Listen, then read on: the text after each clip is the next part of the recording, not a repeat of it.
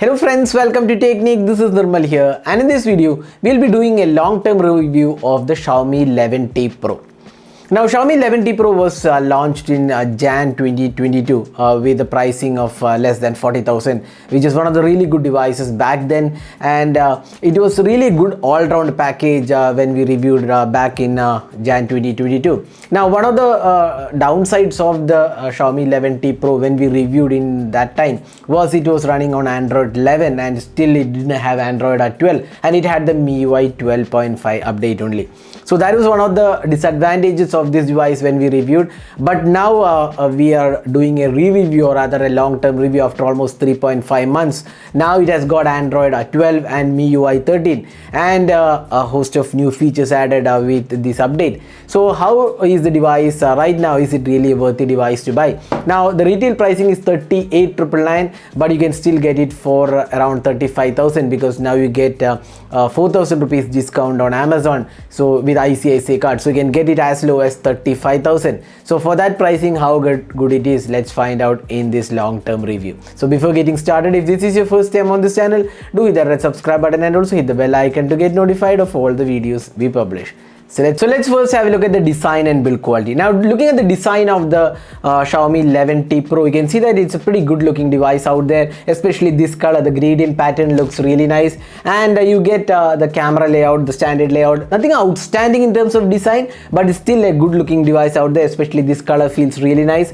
It is a fingerprint magnet, but not a major concern. Now you get two other colors, black and also white is there, but we feel this is one of the really good colors.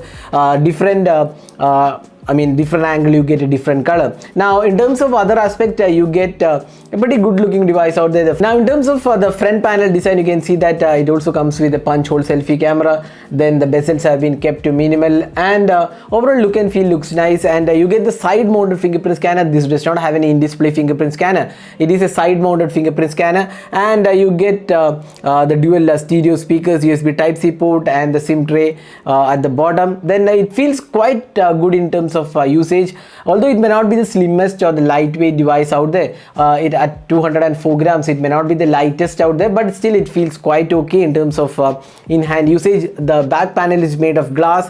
The front is also Gorilla Glass Victus. Now the frame is plastic, but not a major concern though. So overall in terms of design and build quality, it feels like a good device out there, especially the form factor, the design aspect. Nothing outstanding again, but doesn't disappoint in terms of design and build quality. Now moving on to the display. So this has to be one of the strong points of this device. It comes with an AMOLED display. It's a 120Hz AMOLED display, the Super AMOLED display, and you get the 10-bit display. Dolby Vision support is there.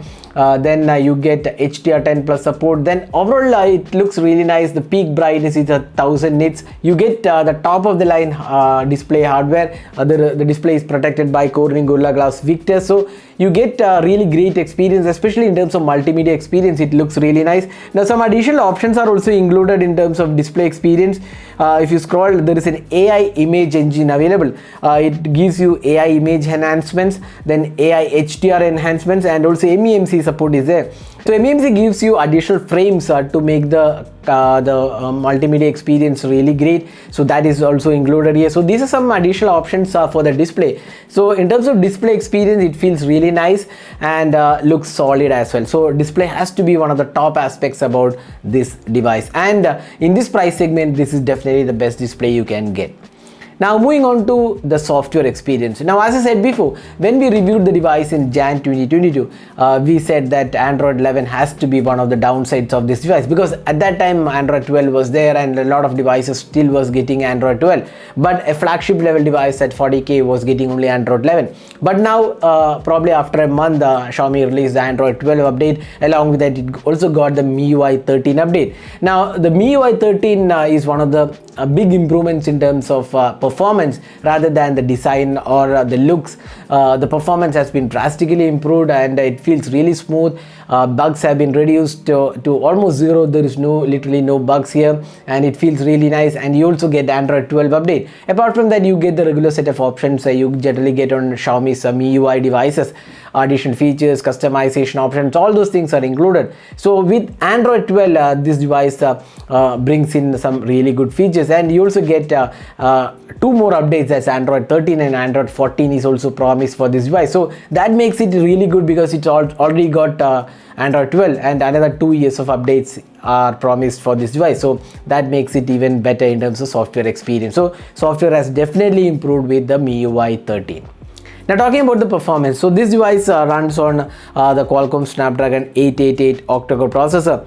That's one of the really powerful chipsets from last year. Now this is a really good device in terms of performance. Day-to-day experience is really good. You get either a 12 GB RAM or 8 GB RAM. There are multiple options, 128 GB storage and 256 GB storage. There are 3 options literally, so you can choose from how much RAM and how much storage you require.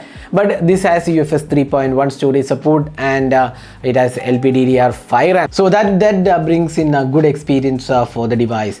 Now talking about the gaming experience, it's not bad actually. It's quite good with the Qualcomm Snapdragon 888 octa-core processor. There is a bit of throttling happening, around 75% of the throttling is happening. Not a great sign for a flagship level device, but still it is good for gamers. But it may not be the best gaming device out there in this price segment. So if you are a gamer, probably this is not the best option, but otherwise in terms of performance, this is solid experience and feels really nice. So in terms of day-to-day experience, it is really good.